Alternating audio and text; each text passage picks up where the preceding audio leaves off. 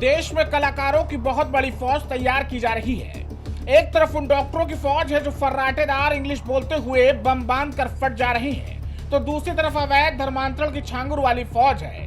और अब एक और फौज तैयार की जा रही है जो उपद्रवियों और दंगाइयों को बचाने का काम करती है। और फिर एक मैसेज समाज में दिया जाता है कि हिंदुस्तान में मुसलमान खतरे में है, उसे प्रताड़ित किया जा रहा है। भाई मस्जिद को तोड़ रहे लोग, मस्जिद को। मुसलमानों जाग जाओ, अभी वक्त है। ताकत का एहसास कराइए और ताकत का एहसास कराएंगे। एक पत्थर बांधे सड़कों पे आपके लिए झाड़ू लगा करके रास्ता साफ करते हुए दिखाई देंगे। उत्तर प्रदेश के सिरमौर योगी आदित्यनाथ का एक ही टारगेट है, पहले जनता की सुरक्षा, फिर अपराधियों का उपचार और पीड़ित को न्याय।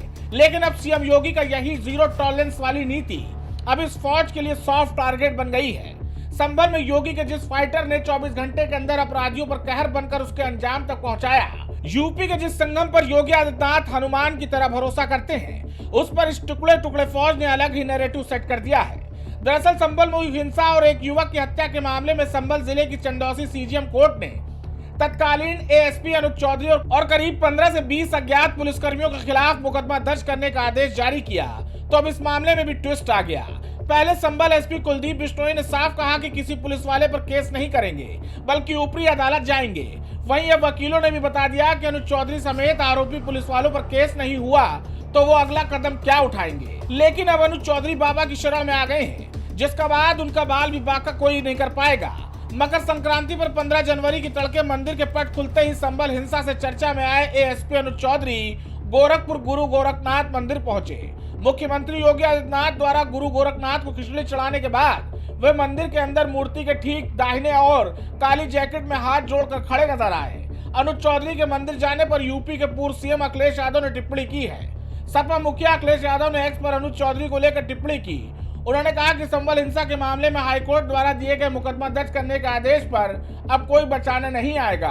हिंसा से पहले सपा सांसद जियाउर रहमान बर्क कह रहे थे कि जहां मस्जिद थी, मस्जिद है और मस्जिद रहेगी। संभल के मालिक हम हैं, देश के मालिक हम हैं। मुसलमानों को प्रताड़ित किया जा रहा है, हम देख लेंगे। खुलेआम धमकी दी गई। ये धमकी दी गई 22 नवंबर को। हिंसा कब होती है? 24 नवंबर को। और यही सांसद जी अब ये कह रहे हैं कि कानून की जीत हुई। भले ही समय लग गया, लेकिन एक दिन न्याय जरूर मिलेगा। हम अपनी लड़ाई लड़ते रहेंगे। ये संसद में खड़े होकर ये कहते हैं कि मुसलमानों पर अत्याचार किया जा रहा है, उन्हें प्रताड़ित किया जा रहा है, जबकि संभल में प्रशासन पर हमला करने के लिए इस्तेमाल किए गए हथियार विदेश से बने हुए थे। ऐसे में पुलिस क्या करती? हमारा सवाल आपसे यही है, क्या वो शांति से बैठती या पत्थर खाकर दंगे को और भड़कने देती?